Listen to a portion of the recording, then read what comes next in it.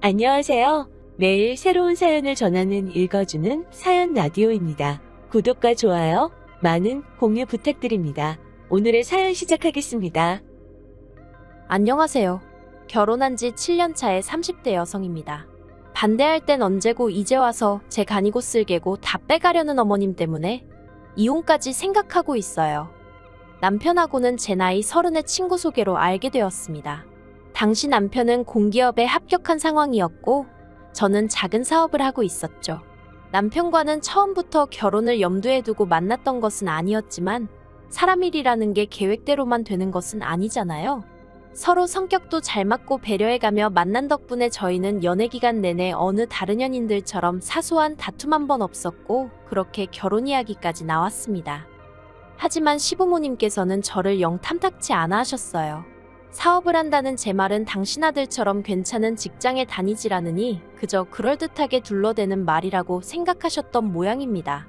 안정적이진 않았어도 매달 적지 않은 수익을 내고 있었는데 그 또한 믿지 않으셨지요.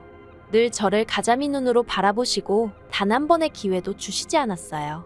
하시는 말씀이 당신은 조신하게 당신 아들 뒷바라지나 하고 사는 참한 며느리를 바랬지 밖으로 돌 궁리만 하는 저 같은 며느리는 생각해 본 적도 없다고요. 그런 소리까지 들어가며 못하러 결혼을 하냐는 친구들도 있었지만 그때만 해도 제 생각은 이랬습니다. 결혼은 제가 남편하고 하는 거지 어머님하고 하는 게 아니라고요. 그리고 어머님이 저러시면 적어도 같이 살잔 말씀은 안 하실 거고 같이 살지 않는다면 아무리 자주 본들 1년에 몇 번이나 보겠나 싶대요. 그러니 어머님 때문에 남편과 결혼을 않는다는 건 제 입장에선 오히려 어리석은 선택이나 마찬가지였답니다. 그리고 무엇보다 남편이 자기만 믿고 따라오라더군요. 어머님의 반대는 시간이 걸리더라도 자기가 해결하겠다면서요. 그래서 남편만 믿고 일을 진행했네요.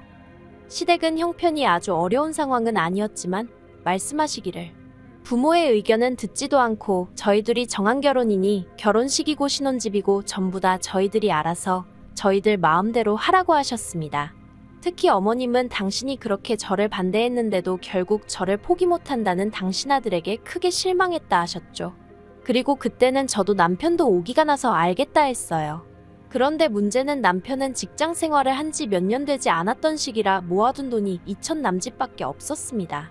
반면 저는 일찍이 사업을 시작했던 덕분에 싹싹 긁어모으니 1억 6천 정도 모아둔 상황이었죠. 그래서 제가 모은 1억 6천의 대출을 받아서 집을 마련하자 했어요.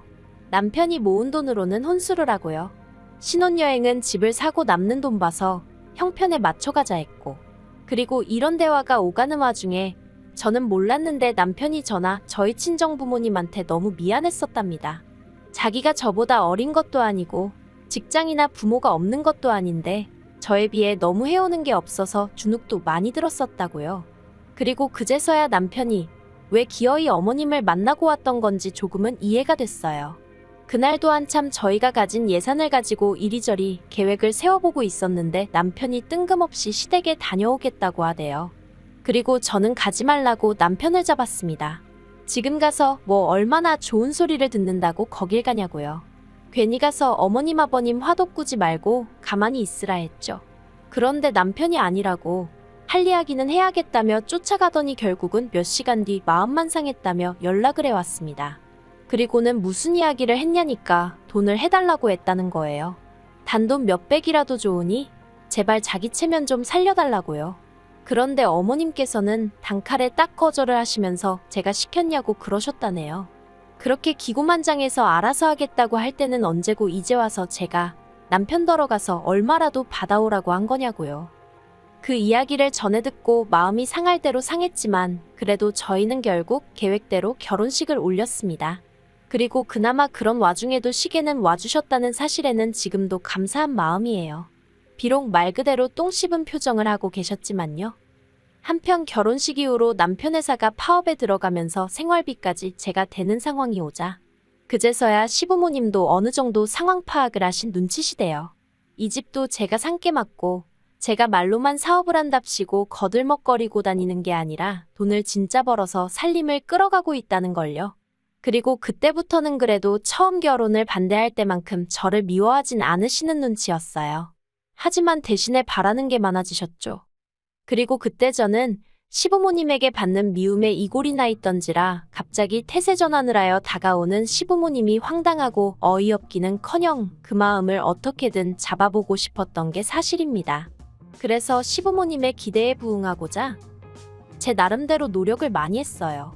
용돈도 많이 드리고 쇼핑 다니고 여행도 보내드리고 지금 생각해보면 처음부터 시부모님은 저에게 물질적인 것만을 바라셨는데 저는 바보같이 그게 다 친해지는 과정이고 제가 인정받는 길이라 생각하고 호구마냥 잡혀 이리저리 뜯기고 살았던 거죠.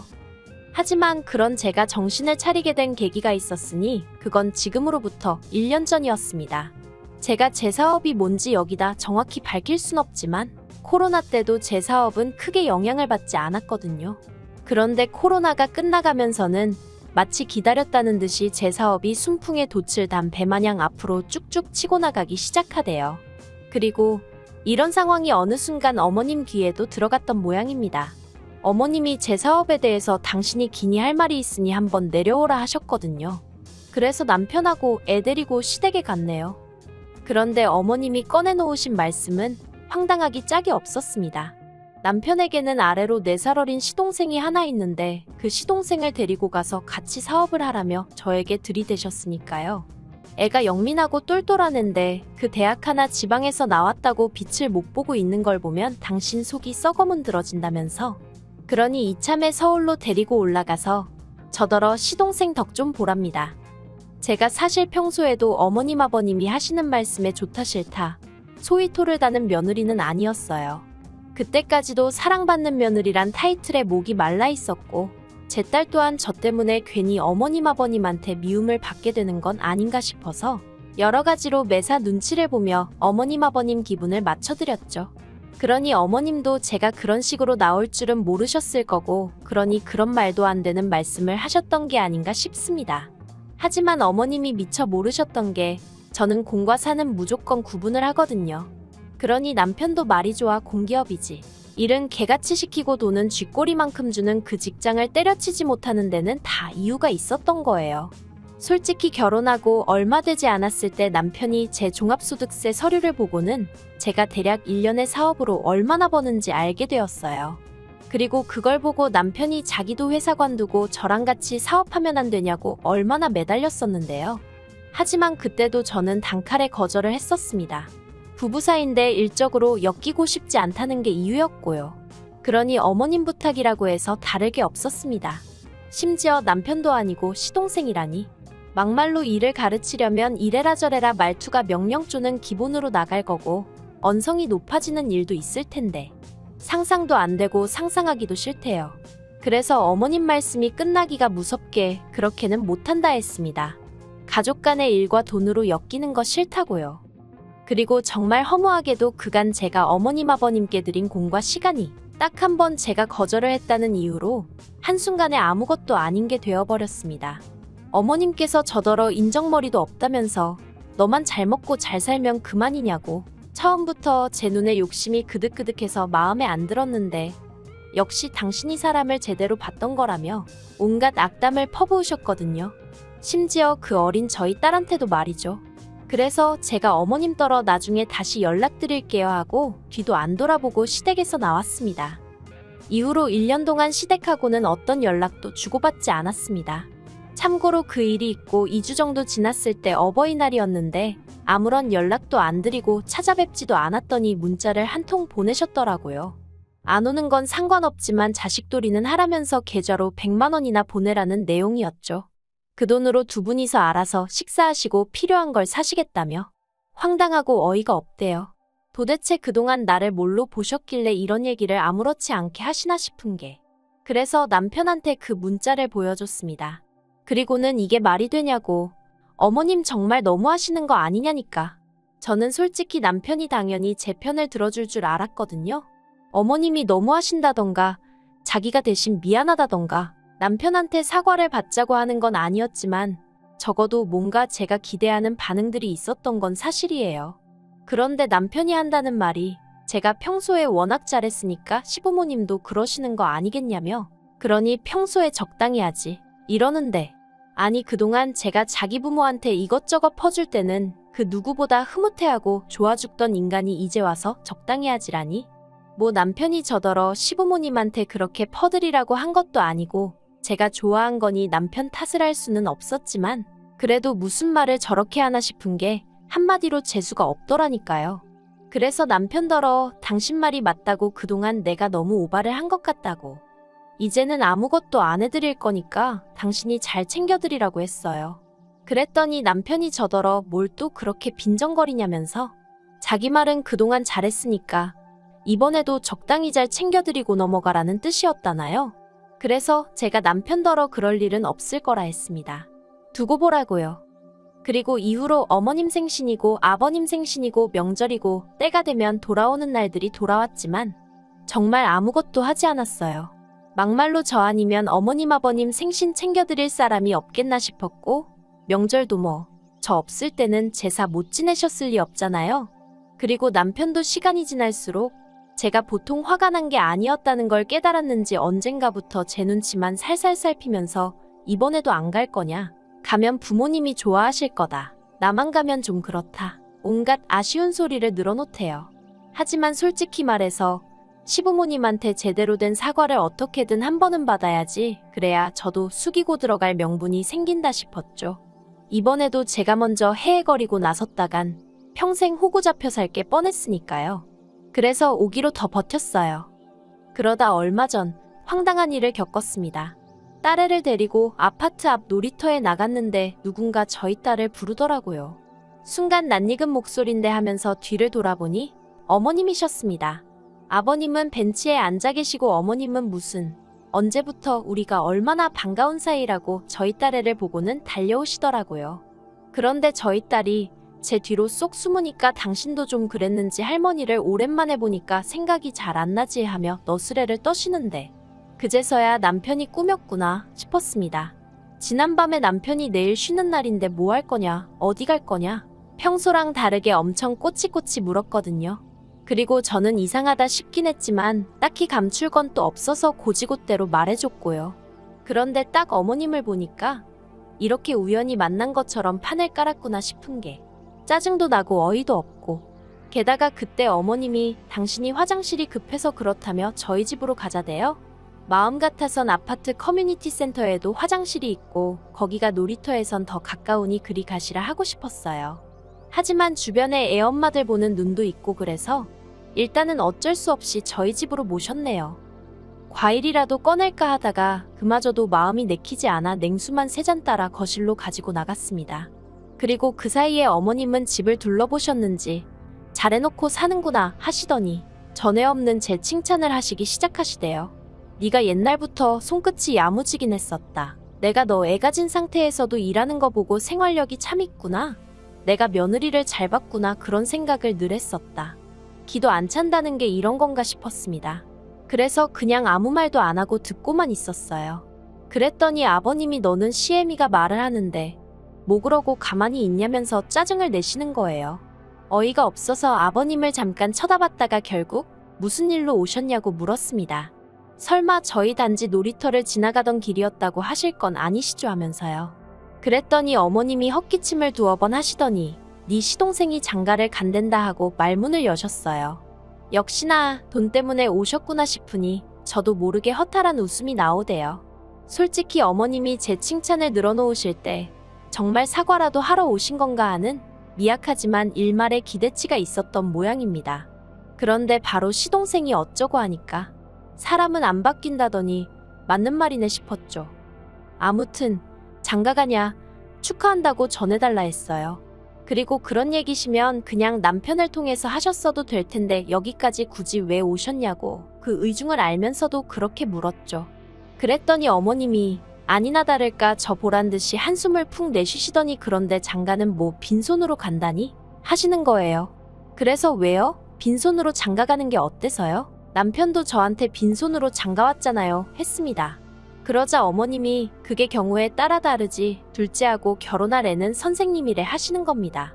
그리고 순간 이성의 끈이라고 해야 할지 뭔가 제 마음속에서 빠직하고 끊어지는 기분이 돼요. 그래서 결혼 상대가 선생님이라서 그래서 뭐라도 해가야 하는구나 하고 막 빈정거렸어요. 그리고는 시동생이 선생한테 장가가든 누구한테 가든 그게 내 알바냐, 그런 이야긴 안 하셔도 된다. 안 궁금하다 했죠. 그리고 그렇게 한창 얘기가 오가던 와중 현관문 비밀번호를 누르는 소리가 들리더니 허겁지겁 들어오는 남편이 보였습니다. 남편이 제대로 옷도 못 갈아입고는 어머님 옆에 앉아서는 어디까지 얘기했어 하는데, 아, 이 인간도 다 알고 있었구나 싶은 게 정말 배신감이 들더라고요. 그래서 제가 당신 동생 장가 가는데 돈 없다는 얘기를 왜 나한테 하시는지 모르겠네 했습니다.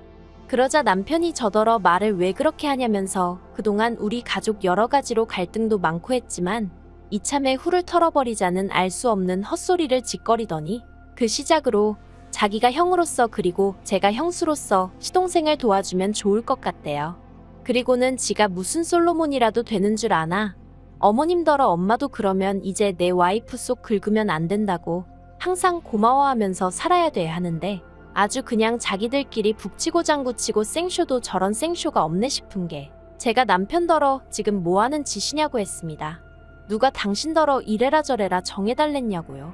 그리고는 어머님 아버님더러 저 시동생 결혼에 돈 보탤 생각 하나도 없으니까 쓸데없는 짓 하지 마시고 돌아가시라 했어요. 남편한테는 자꾸 헛소리 짓거릴 거면 어머님 아버님 가실 때 같이 따라 나서라고 했고요. 그러자 어머님이 이번 한 번만 제발 어떻게 좀 안 되겠냐입니다. 시동생하고 결혼할 여자 조건이 너무 좋아서 놓치긴 아깝다며 1억 정도면 충분할 것 같다나요? 그래서 제가 가진 것도 없으신 분이 1억 알기를 너무 우습게 하시는 거 아니냐 했어요.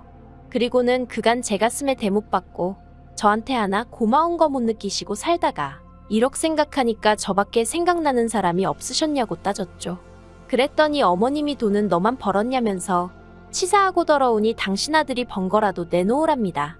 그래서 제가 남편더러 당신 연봉 좀 말씀드리라고, 그리고 당신 뭐 따로 모아놓은 돈 있으면 다 드려 했습니다. 그랬더니 남편도 그때는 내가 돈이 어딨냐면서 엄마는 진짜 왜 그래 무조건 저 자세로 나가라니까 그러고 있더라니까요. 한심한 인간들. 그래서 결국 시부모님은 일단 내려가셨고 남편하고는 냉전 중입니다. 아니 정확히 말하면 남편은 자기가 생각이 짧았다면서 자기도 그냥 중간에서 너무 괴롭다며 저더러 좀 자기를 봐서라도 이해해주면 안 되냐는데, 솔직히 그 몇 년이란 시간 동안 중간에서 남편 역할도 똑바로 못하는 걸 데리고 산 이유는 딱 하나, 애 아빠라서였거든요. 그런데 저러고 나오니 이혼만이 답인가 싶기도 하고 그렇네요. 그리고 시동생 결혼은 파토난 모양입니다. 어머님이 저한테 죽이네 살리네 당신 아들 인생을 조져놨네 뭐 온갖 쌍욕을 보내고 계신 걸 보니까 눈치가 그래요. 시동생하고 결혼할 뻔한 그 여자는 저한테 진짜 고마워해야 되는데 생색낼 길이 없어서 아쉽습니다. 한편 저는 요새 어머님한테 오는 문자들 다 모으고 있어요. 이게 나중에 제가 남편과 이혼할 때 요긴하게 쓰일 것 같아서 몇 개 안 온 날은 왠지 아쉽기까지 하다니까요. 마음 같아선 지난 몇 년간 등신마냥 시댁에 갖다 바친 제 시간과 돈도 어떻게든 보상받고 싶은데 솔직히 그건 쉽지 않을 것 같으니 당분간은 어떻게 하면 남편을 몸뚱아리만 내쫓을 수 있는지 궁리해보는 중입니다.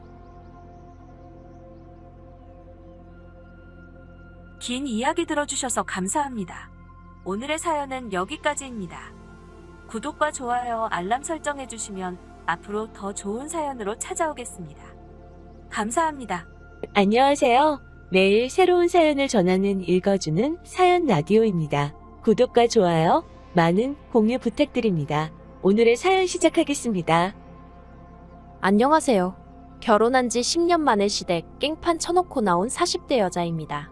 진짜 어머님 머리털 안 잡아 뜯어놓은 게 용하다 싶을 정도로 그땐 저도 제정신이 아니었네요. 남편하고는 같은 직장을 다니면서 알게 된 사이입니다. 남편이 나이가 저보다 4살 많지만 입사 시기가 같아서 입사 동기로서 서로 의지를 많이 했어요. 하지만 당시 사내 분위기가 사내 연애에 대해서 곱지만은 않았던 터라 서로 호감은 가지고 있었어도 어떤 특별한 관계로 발전하지는 못했다가 이후로 제가 동종업계 타회사로 이직을 하면서 비로소 연인 사이가 되었습니다. 그리고 이후로 3년을 연애하고 부부의 연을 맺었고요. 결혼 당시 시댁에서 집을 해주겠다 했는데 알고 보니 시부모님이 10년 넘게 남에게 세를 주시던 오래된 빌라였습니다. 지어진 시기부터 계산하면 저희가 결혼하던 당시 이미 20년도 넘은 집이었는데 그걸 남편 명의로 돌려주신다는 거였죠. 그런데 저를 정말 황당하게 했던 건 남편이 집을 해오는 거니 저더러 집 리모델링비와 혼수를 해오라고 하시대요. 그리고 제가 허심탄회하게 털어놓건데 그 집이 부동산으로서의 가치가 있었다면 저도 기꺼이 그 정도의 부담은 하려 들었을 겁니다. 하지만 솔직히 표현하건대 거저줘도 안 살고 싶을 만큼 낡을 대로 낡은 집이었거든요. 그래서 그렇게는 못하겠고 그 집을 받는 것도 싫다고 했네요. 그리고 지금 생각해보면 차라리 결혼을 엎어버리는 것도 방법이라면 방법이었을 텐데 그때 당시에는 남편이나 저나 서로 좋아 죽고 못 사는 사이였던지라 그런 생각은 못했어요. 그나마 다행히 그런 저희를 안쓰럽게 여기신 친정아버지가 2억 보태주시고 이후로 제 명의로 7천만 원 대출받아서 브랜드는 아니어도 서울에 있는 24평짜리 아파트를 하나 샀네요. 그리고 남편이 가지고 있던 4천만 원으로 혼수를 장만했고 제가 모아뒀던 3천만 원은 친정 부모님께 드렸습니다. 숫자로만 따지자면 이 돈이 있으니 대출을 덜 받는 것도 방법이었지만 당시에는 이자가 그렇게 비싸지 않았고 2억이라는 큰 돈을 지원해 주신 친정 부모님에게 나름대로 감사 표현을 하고 싶었기 때문에 대출은 대출이고 드리는 돈은 드리는 돈이라고 계산을 했던 거죠.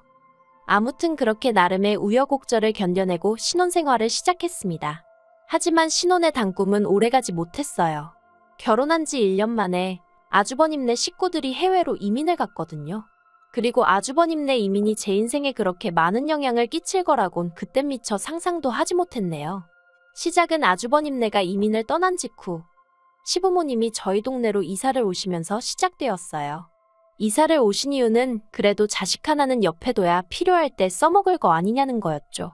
사실 저희 시부모님은 어머님이고 아버님이고 할 것 없이 하고 싶은 말은 생각 없이 바로 내뱉으시는 분들입니다. 니네 엄마 니네 아빠와 같은 엉망이 노칭은 기본이고요. 며느리인 저를 부르실 때도 야, 너 이것도 기본이에요. 남편한테도 걸핏하면 이 자식 저 자식 하다못해 동네 식당을 가서도 사장님이라던가 좀 좋게 부를 수도 있잖아요. 근데 아줌마, 거기 할머니. 오죽하면 제가 어머님 아버님은 어떻게 하면 상대의 기분을 망칠까 매일 그 고민을 하시는 분들 같다고 남편한테 말했을 정도였네요. 하지만 시부모님의 문제는 이게 다가 아니었어요. 저와 남편을 힘들게 한 결정적인 이유는 따로 있었죠. 그건 바로 저희를 무슨 당신들 몸종 부리듯 하셨다는 거예요. 아주버님네가 이민을 떠났던 해 저는 눈에 넣어도 아프지 않을 지금의 딸아이를 가졌습니다. 그리고 솔직히 시부모님이 걸어서 10분 거리에 살고 계셨으니 저는 어머님에게 약간의 도움을 받고 싶었어요. 지금이야 출산휴가 휴직이니 워낙에 잘 되어 있지만 제가 딸아이를 가졌을 때만 하더라도 그게 적어도 회사 내에서는 어지간히 눈치를 봐야 하는 일 중 하나였으니까요. 그런데 어머님은 조금도 저희를 도와주실 생각이 없으셨어요. 오히려 제가 입덧으로 고생을 하는 와중에도 어머님이 저희 집에서 당신 생일 파티를 준비하라며 고추 잡채다 뭐다 온갖 음식을 만들라 시키시질 않나. 아버님은 날 더우니 저더러 콩국수를 만들어라. 세탁소는 비싸니 직접 당신 바짓단을 고쳐라. 정말 너무 힘들게 하시대요. 그리고 그때만 하더라도 시집 온 지 얼마 되지 않은 데다가 저희 친정어머니도 친할머니를 오랫동안 모시면서 시집살이를 호되게 하셨거든요. 그래서 저는 그렇게 살지 말아야지 했는데도 저도 모르게 보고 배웠던 건지 시부모님의 그런 말씀을 거역하는 게 쉽지가 않았어요. 그래서 남편한테 말 한마디 제대로 못하고 혼자 우국거리고 눈물 삼켜가며 맞벌이하는 와중에 생고생을 하다가 결국 친정부모님한테 엉엉 울면서 애고모고 다 포기하고 싶다며 그간의 일을 털어놓았거든요. 그랬더니 이제 상황 파악을 하신 친정아버지가 남편을 불러서 이렇게 고생시킬 거면 그냥 이혼하라고 하셨습니다. 그리고 친정아버지의 불호령을 듣고 남편은 자기는 정말 아무것도 몰랐다면서 죄송하다고 정말 저희 친정부모님께 손이 발이 되게 빌더니 제 앞에서도 무릎을 꿇고 엉엉 우는 거예요. 그래서 결국 처음이자 마지막으로 봐주겠다 했어요. 어쨌든 뱃속에 아이가 있었으니 저도 솔직히 이혼할 엄두가 안 나기도 했고요. 하지만 이후로도 남편은 솔직히 말해서 아주 든든한 방패가 되어주진 못했습니다. 그리고 그건 제가 지켜보기에 오랫동안 시부모님이 남편을 길들여온 방식에서 비롯된 것 같았죠. 저희 어머님 아버님은 소위 장남바락이셨거든요. 그래서 어려서부터 매사 아주버님에게 훨씬 많은 지원이 있었다대요. 저희 아주버님은 한국에서 대기업을 다니다 아이 교육 문제 때문에 이민을 갔어요. 그리고 거기에 수반되는 비용의 대부분을 시부모님께서 대주신 걸로 압니다. 그런데 솔직히 저는 이 사실을 알고 한동안 배신감이라고 해야 할지 실망감이라고 해야 할지 아무튼 알 수 없는 기분 나쁨에 시부모님을 마주하기가 쉽지 않았어요. 왜냐하면 제가 앞서 잠시 언급했듯이 저와 남편이 결혼할 때는 정말 다 쓰러져가는 허름한 빌라를 무슨 집이랍시고 주신다면서 얼마나 생색을 내셨는데요. 그런데 막상 저희 친정아버지가 그런 집에서 제가 사는 꼴은 볼 수 없다며 집을 해주겠다 하시니까 시부모님께서 하시는 말이 줘도 싫다는데 어쩌겠냐며 대신 당신들은 돈이 없어 따로는 한 푼도 지원해주지 못한다 하셨습니다. 그리고 이 말을 들었을 때 솔직히 서운한 마음이 없었다면 거짓말이죠. 저도 하다못해 어머님한테 실반지 하나라도 받아보고 싶었거든요. 하지만 두 분이 사는 게 어려워 가진 게 없으시다는데 어쩌겠어요? 제가 재산을 맡겨놓은 것도 아니고 그러니 아쉬움과 서운함은 컸지만 그러려니 하고 알겠다고 넘어갔습니다. 저희 친정부모님도 마찬가지셨어요. 세상에 있는데 안 해주는 부모는 없다며 없는 부모 마음은 어떻겠냐고 그러니 당신들이 이해하겠다고 저희도 시부모님을 원망하면 절대로 안 된다고 하셨죠. 그런데 1년 만에 아주버님이 이민을 가겠다 하니까 있던 집도 팔아서 목돈을 해주고 대신 꾸준히래는 저희를 부려먹으시려고 저희 동네로 오신 거더라고요. 그러니 이런 상황을 알고 마음 상하지 않을 아들 며느리가 세상에 몇이나 있을까 싶대요. 아무튼 그렇게 아주버님네와 저희에 대한 차별은 노골적이셨는데 그럼에도 불구하고 남편은 어머님 아버님의 부탁이라면 쉽게 거절하지 못하더라고요. 다만 저희 친정아버지와 한 약속이 있으니 제목까지 자기가 커버하느라 정신이 없었죠. 그리고 남편 혼자 고군분투하는 걸 보고 있으니 제 마음이 좋지 않아 결국 저도 또다시 어머님 아버님의 몸종 아닌 몸종 노릇을 하게 되었고요. 그렇게 정신없이 10년을 살았습니다. 그리고 그나마 다행히 세월의 힘이라고 해야 할지 저도 최근에 들어서는 어머님 아버님께 때로는 그게 아니다, 싫다, 못한다 정도는 말할 수 있게 되었었네요. 그래서 저는 나름대로 제가 시부모님과 가까워졌다고 생각했어요. 어려운 고부관계가 아닌 요새 말로 티키타카라고 하나요? 주거니 받거니 어느 정도는 편하게 대화를 나눌 수 있게 되었다고 여겼죠. 하지만 그건 전부 저만의 착각이었던 모양입니다. 제가 나름대로 그 모진 풍파를 이겨내고 여기까지 온 시점에 결국 시댁과 손절을 마음먹게 된 건 최근에 있었던 일 때문이에요. 지난달 이민을 갔던 아주버님이 한국에 들어온다는 소식이 들려왔어요. 그런데 형님과 시조카는 안 오고 아주버님만 혼자 들어온다는 겁니다. 그리고 그 이유가 정말 충격적이대요. 세상 조신하고 자식 교육에만 관심이 있어 보이던 형님이 시조카 과외선생하고 바람이 났다나요? 하지만 뭐 부부지간의 일을 누가 정확히 어떻게 알겠어요? 사실 제가 말은 안 했지만 남편 말로는 하도 어머님 아버님이 아주버님만 오냐오냐 키워서 아주버님이 아주 이기적이고 고집도 세다 했어요. 그리고 실제로 제가 올해는 아니지만 결혼 초 겪어보니까 남편 말이 틀린 게 아니었거든요. 그러니 모르긴 몰라도 형님도 어지간히 시달리지 않았을까 싶기도 하고 아무튼 그래서 둘이 이혼을 하는데 아주버님만 혼자 한국에 들어오기로 했답니다. 그리고 저희 부부는 아주버님하고 좋은 감정이 있는 것은 아니었지만 그렇다고 무슨 원수지간도 아니었으니 안쓰럽기도 하고 그래도 오랜만에 보게 생겼다며 약간은 반가운 마음도 있었네요. 그런데 어머님이 아주버님의 입구까지 일주일을 남겨두었던 때였습니다. 저희를 불러 말도 안 되는 말씀을 하시더라고요. 아주버님이 한국에 오면 저희 집에서 같이 살라고요. 저는 처음에 제가 뭘 잘못 들은 줄 알았어요. 그래서 남편을 쳐다봤는데 남편은 눈 딱 내리깔고 아무 말도 안 하고 있는 거예요. 안 되겠다 싶어서 어머님께 제가 제대로 들은 게 맞냐고 물었습니다. 아주버님하고 저희 가족하고 같이 살라니 그게 무슨 말씀이시냐고요. 그랬더니 이번엔 아버님이 너는 젊은 애가 말귀도 못 알아듣냐면서 그러면 네 아주버님이 니네랑 살지 어디 가서 사냐 하시는데 너무 뻔뻔하게 나오시니까 오히려 제 말문이 막히더라니까요. 하지만 제가 어머님 아버님한테 시쳇말로 원데이 투데이 시달려 본 것도 아니고 아닌 건 아니라고 빨리 말해야 한다 싶었죠. 그래서 말도 안 되는 말씀을 하신다고 어떻게 같이 사냐고 그랬어요. 그랬더니 어머님이 그러면 네 아주버님은 누가 챙기냐는데 저도 모르게 그만 어머님 아들이니 어머님이 챙기세요 그랬습니다. 그리고 막말로 아주버님 나이가 40도 넘었는데 누가 또 안 챙기면 어때요? 자기가 자기를 챙기는 거지. 그런데 어머님이 그런 저에게 너 참 못됐다며 어떻게 말을 그렇게 하냐입니다. 이때까지 외국에 있다가 몇 년 만에 한국에 오는 건데 말을 그따위로밖에 못하냐고요. 하지만 저도 이번엔 순순히 물러날 수가 없어서 몇 년 만이건 어쩌건 안 된다고 아주 손사래를 쳤습니다. 더군다나 저희 집엔 딸도 있는데 어떻게 아주버님하고 같이 사느냐 했죠. 그리고 이때 제 말뜻은 크지 않은 집에서 이미 세 식구가 살고 있는데 어떻게 아주버님까지 같이 사냐는 거였어요. 그런데 어머님은 제 말뜻을 어떻게 해석한 건지 저더러 당신 아들을 뭘로 보고 그따위 소리를 하느냐며 아주 고함을 치시더라고요. 그러더니 꼴도 보기 싫다면서 저와 남편더러 당장 나가랍니다. 그리고는 끝끝내 아주버님이 도착하는 대로 저희 집으로 가라고 할 테니 군소리 하지 말고 방이나 하나 만들어 놓으라나요? 집으로 걸어오는 내내 안절부절하며 제 눈치를 보는 남편을 눈치챘지만 그래도 저는 아무 말도 하지 않았습니다. 머릿속도 복잡하고 마음도 편치 않았거든요. 어머님 아버님이 화를 내셔서가 아니라 곰곰이 생각해보니 그런 헛소리가 오가는 와중에 남편이란 작자가 가운데서 눈치만 보고 있던 게 자꾸 떠올라서요. 그런데 집에 도착하고 2시간쯤 흘렀을까.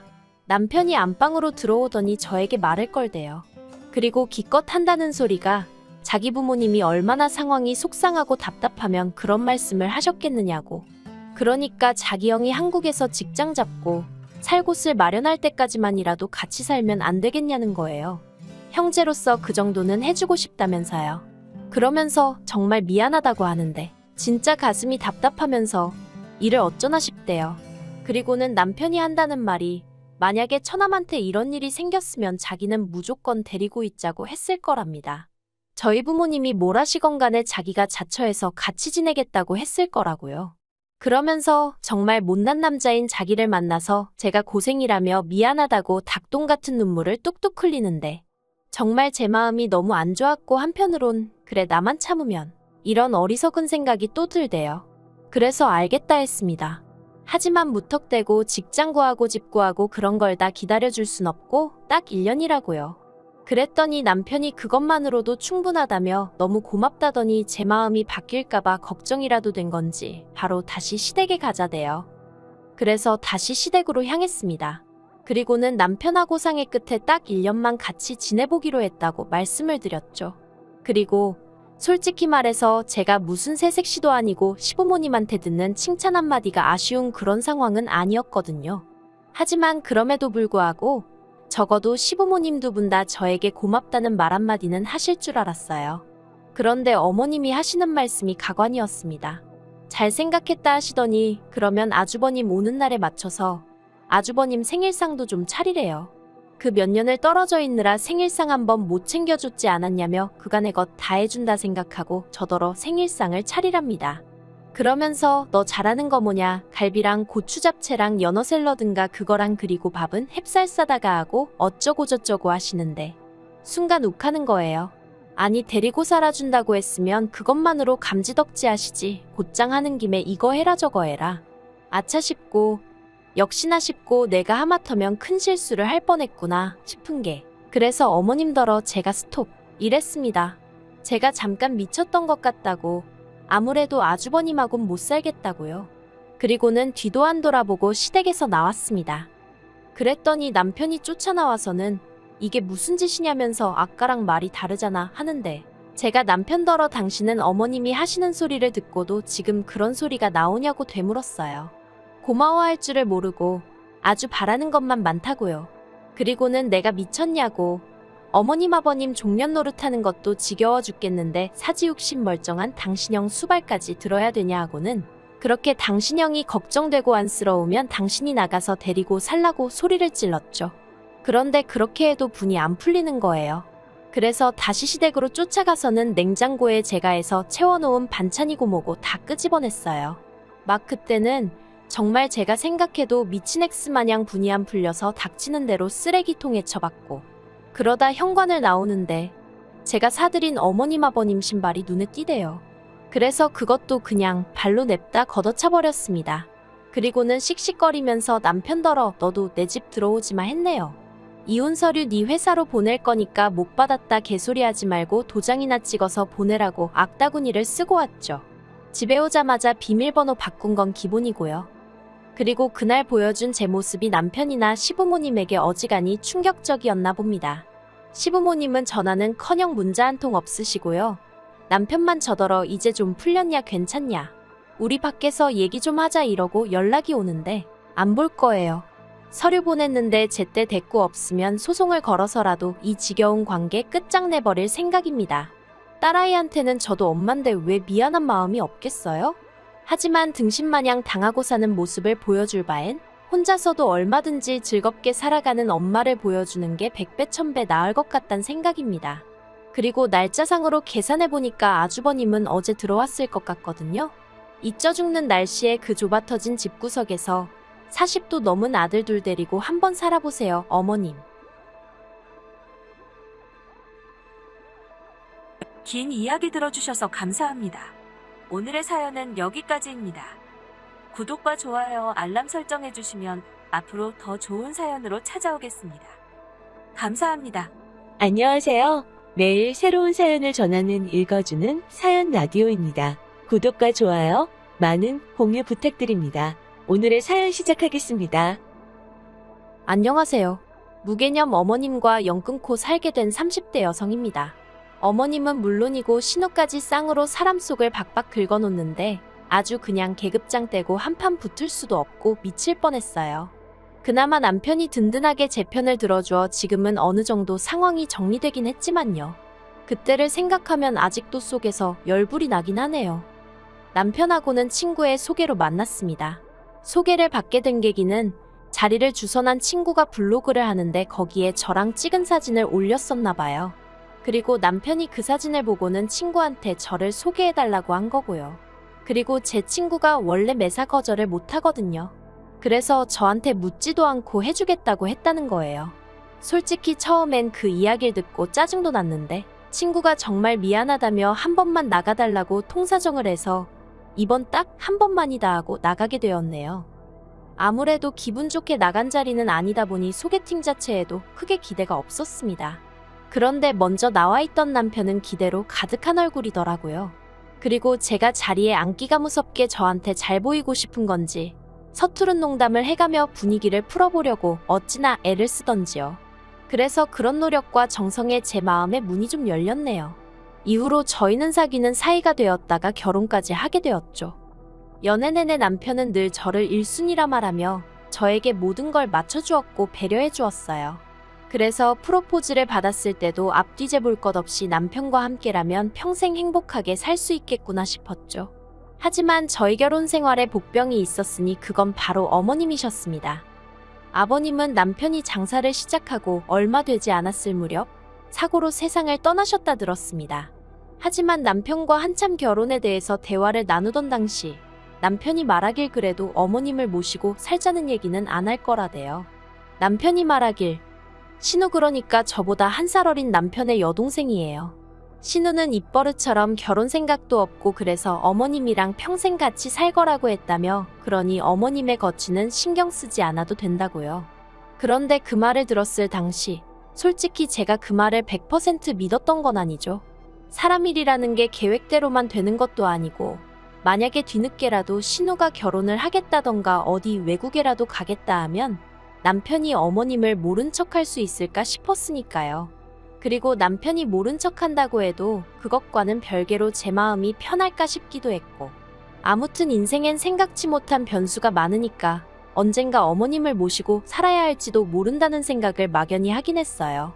그래서 남편에게 너무 먼 미래까지 장담하지는 말라고 했네요. 대신 어머님을 모셔야 하는 상황이 온다면 저도 제 친정어머니를 같이 모시겠다고 했죠. 저희 친정어머니도 제가 고등학교에 다닐 때 친정아버지가 돌아가신 이후로 쭉 혼자 지내고 계셨으니까요. 특히나 저는 남편처럼 형제자매가 있는 것도 아니라 어머니가 많이 쓸쓸해하셨고요. 아무튼 이런 생각을 가슴속에 품고 있던 와중에 저희가 결혼한 지 반년이 좀 지났을 때였어요. 어머님께서 신호와 함께 저희 동네로 이사를 오신다고 알려오셨습니다. 말씀으로는 저희 근처에 살면서 저희 필요한 것도 챙겨주시고 그러고 싶으시다고요. 그런데 사람 마음이 간사하다더니 모시게 되는 상황이면 모시겠다는 생각도 했었는데 막상 어머님이 근처로 오신다니까 그게 그렇게 달갑지만은 않은 거예요. 그런데 남편은 제가 불편해할 거라곤 생각을 못하는 눈치대요. 그러니 제가 뭘 말하기도 묻기도 참으로 애매한 게, 그리고 저희랑 같이 살겠다는 것도 아니고 그냥 한 동네에서 가깝게 사시겠다는 거니 여기가 다 제 땅도 아니고 그마저도 된다 안 된다 하는 것도 말이 안 되는 것 같았고요. 그래서 결국 이 또한 운명이려니 하고 알겠다 했죠. 그런데 저희 근처에 살면서 필요한 것도 챙겨주고 그러고 싶으시다던 분이 어찌나 사람을 힘들게 하셨는지 몰라요. 일단 문제가 저희 집 현관 비밀번호를 어머님이 알게 되시면서 시작되었습니다. 남편이 운영하던 식당은 11시에 오픈하여 9시에 마감이었지만 아침에 하는 장사 준비부터 마감까지 포함하면 집에서 7시에는 나갔고 새벽 1시나 되어야 들어오는 상황이었거든요. 그에 반해 저는 다른 사람들처럼 출근을 위해 8시쯤 집에서 나간 뒤 7시쯤 집에 들어왔고요. 그리고 이를 핑계로 어머님께선 저희 둘 다 먹고 사느라 바쁘니 당신에게 현관 비밀번호를 알려주면 이따금씩 집 청소도 해주고 반찬도 해주시겠다대요. 물론 저는 그러지 않으셔도 된다고 몇 번이나 완곡하게 거절을 했습니다. 솔직히 남편이나 저나 성격이 깔끔한 편이라 집이 크게 어지러질 이유도 없었고 설령 있다고 한들 둘이서 같이 하면 1시간도 안 걸려서 다 치울 수 있었거든요. 그리고 반찬도 집에서 저 혼자 저녁이나 이따금씩 먹는 상황이다 보니 그렇게 많이 필요치가 않았어요. 정 먹고 싶은 건 사다 먹거나 제가 조금씩 만들어 먹으면 되었고요. 그리고 무엇보다 반찬을 정말 해주시고 싶으신 거라면 그걸 꼭 사람도 없는 저희 집에서 하실 필요가 있나 싶대요. 어머님 댁에서 해다 주셔도 되는 거잖아요. 하지만 이렇게 대놓고 말은 참아 못하고 그냥 괜찮다고 몇 번 거절만 했더니 어머님이 서운하다 어떻다 하시며 저희 앞에서 눈물을 보이셨습니다. 그리고 그런 어머님의 눈물을 본 남편도 마음이 편치 않은 눈치였죠. 그래서 결국 어쩔 수 없이 현관 비밀번호를 알려드렸어요. 그런데 문제는 현관 비밀번호를 알게 되신 어머님께선 정말 하루가 멀다 하고 저희 집에 오시는 거예요. 그리고는 저에게 문자로 온갖 잔소리를 늘어놓으셨죠. 냉장고에 왜 아직도 뭐가 있니 없니? 빨래는 왜 아직도 했니 안 했니? 안방 이불은 언제 바꿨니? 뿐만 아니라 제 물건들에는 왜 그렇게 관심이 많으신 건지 떡하니 제 서랍장에 들어있던 옷을 꺼내서는 그걸 사진 찍어서 보내시면서 이건 못 보던 건데 샀니? 왜 샀니? 얼마 줬니? 이걸 입고 어딜 가려고 그렇게 비싸게 샀니? 너 이런 거 사 입는 거 남편도 아니? 정말 한마디로 감시도 그런 감시가 없더라니까요. 그리고 처음에는 그래도 나름대로 어머님이 오해하시는 게 싫어서 저도 구구절절 변명 아닌 변명을 했습니다. 그건 오늘 저녁에 먹으려고 했어요. 빨래는 아직 수건 3-4장밖에 안 나와서 안 했어요. 그리고 옷은 제 돈으로 샀고 출근할 때 입을 거예요. 남편이랑 같이 가서 샀어요. 하지만 제가 대답을 하면 또 따박따박 말대꾸나 한다면서 뭐라고 하시고, 그러니 이건 대화가 아니라 결국 어머님이 어떻게든 나를 구박하시려고 그러시는구나 싶은 게 정말 죽을 맛이었죠. 그래서 결국 남편한테 그동안 있었던 일을 다 이야기를 했어요. 핸드폰 문자며 통화 목록까지 싹 다 보여주고요. 그랬더니 남편이 한동안 말없이 보고 듣고 있더니 왜 진작에 말하지 않았냐면서 저더러 너무 미안하다고 하대요. 그리고는 남편이 먼저 현관에 가서 비밀번호를 바꾸더니 어머님이 뭐라고 하시면 남편이 바꾼 거니 남편하고 이야기하시라 하랍니다. 저는 속으로 그 말이 쉽게 먹힐까 싶긴 했지만 그래도 일단 당장은 남편이 제 편이라는 사실에 안도했고 그래서 알겠다고 했네요. 그리고 다행히 남편이 어머님하고 통화도 하긴 했는지 어머님이 현관 비밀번호에 대해서는 저한테 따로 묻지도 않으셨고 한동안 별다른 연락도 없으셨어요. 그러다 올봄 어머님이 당신 집 현관문 열쇠를 잃어버리셨다며 저희 집에서 신호를 기다리면 안 되겠냐고 연락을 해오셨습니다. 그때 저는 회사에 있었고 남편도 가게에 있던 상황이었거든요. 그래서 제가 그러면 차라리 열쇠공을 부르시는 게 어떻겠냐 하니까 어머님이 대번에 너는 내가 잠깐 니들 집에 들어가 있는 것도 싫으냐면서 어찌나 역성을 내시던지 회사에서 사적인 통화를 하려니 그건 그거대로 눈치가 보이고 남편한테 이야기하자니 남편도 장사 준비하느라 바쁠 텐데 싶은 게 너무 난감하더라고요. 그래서 그래 비밀번호야 또 바꾸면 되지 하고 결국 다시 현관 비밀번호를 알려드렸습니다. 그런데 1시간이나 지났을까 다시 어머님한테 문자가 왔어요. 싱크대에 계란 껍데기가 왜 4개나 있냐고요. 그리고 저는 그 문자를 받자마자 저도 모르게 한숨을 내쉬었죠. 어머님이 이제 하다못해 계란 껍데기 개수 가지고 나를 구박하려 드시는구나 싶은 게 그래서 제가 어제 오빠하고 라면 끓여 먹을 때 넣은 거예요. 오빠도 저도 계란을 좋아해서요 하고 답장을 보냈습니다. 그랬더니 어머님이 하시는 말씀이 그렇게 살림을 해프게 하니까 당신이 참견을 할 수밖에 없는 거라대요. 어이가 없어서 정말 마음 같아선 어머님 살림이나 신경 쓰세요 하고 한마디 딱 해버리고 싶은 걸 정말 꾹꾹 눌러 참았습니다. 괜히 여기서 잘못 말려들면 머리만 아프지 싶어서 그냥 남편한테 어머님한테 온 문자 그대로 다시 보내주고 핸드폰을 아예 꺼버렸죠. 그리고 퇴근하고 집에 들어서니 다행히 어머님은 가셨는지 없으셨고 어머님이 안 계신 걸 확인하고 나니 저도 긴장을 했던 건지 눈물이 주르륵 흐르더라고요.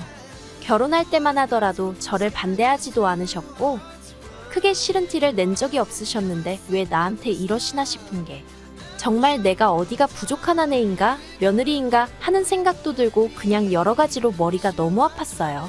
그리고 그렇게 혼자 이런저런 생각을 하다 소파에서 그만 잠이 들었던 모양입니다.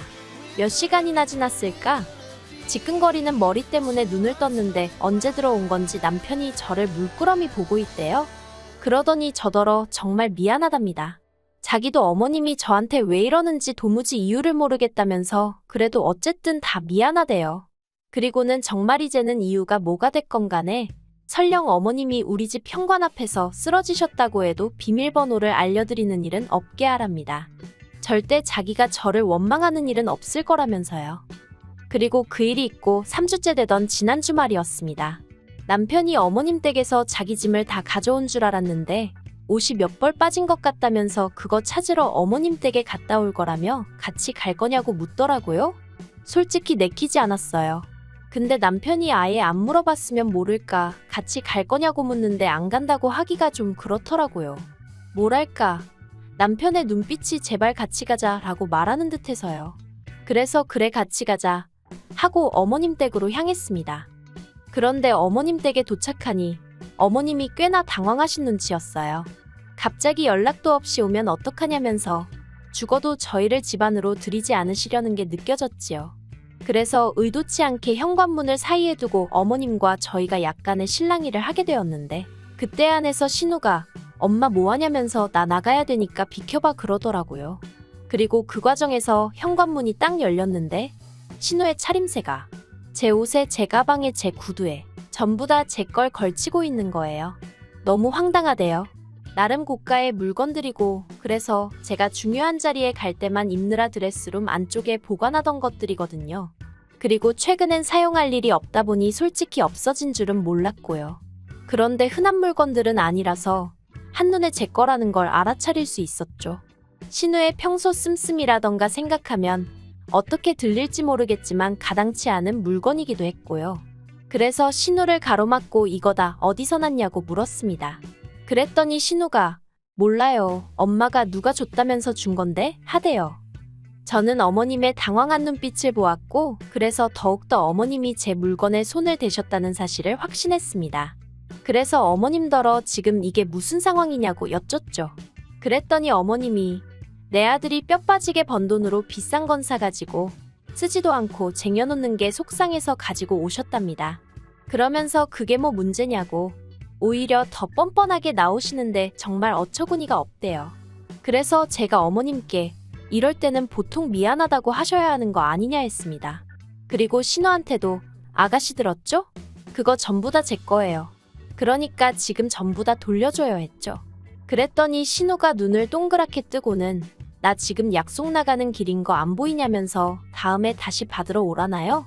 어머님도 신우더러 무시하고 그냥 가라 하시고. 그런데 그때 남편이 신우 머리채를 확 움켜쥐더니 너 미쳤냐 했습니다.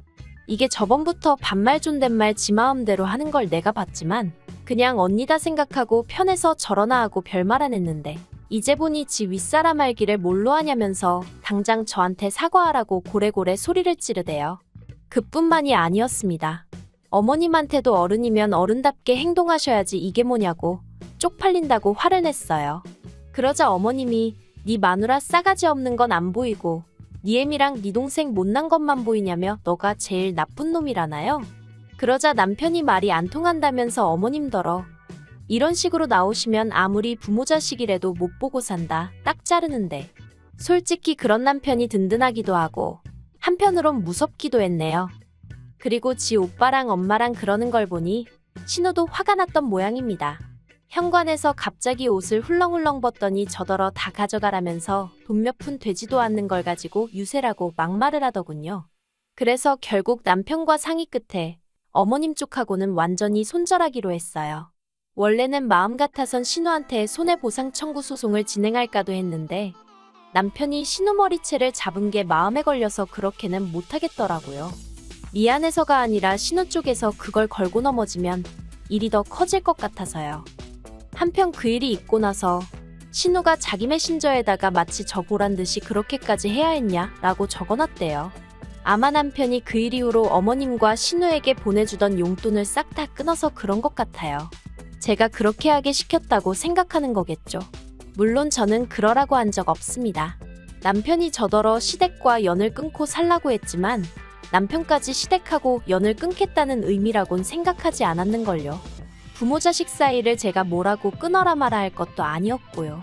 그런데 아무튼 신우가 그렇게 써놓은 걸 보니 여전히 나에 대한 미안함이나 반성은 없구나 싶대요. 그래서 저도 꼴 좋다, 거지야 라고 적어놨습니다. 지도 보면 지한테 하는 말인 줄 알겠죠. 긴 이야기 들어주셔서 감사합니다. 오늘의 사연은 여기까지입니다. 구독과 좋아요, 알람 설정해주시면 앞으로 더 좋은 사연으로 찾아오겠습니다. 감사합니다.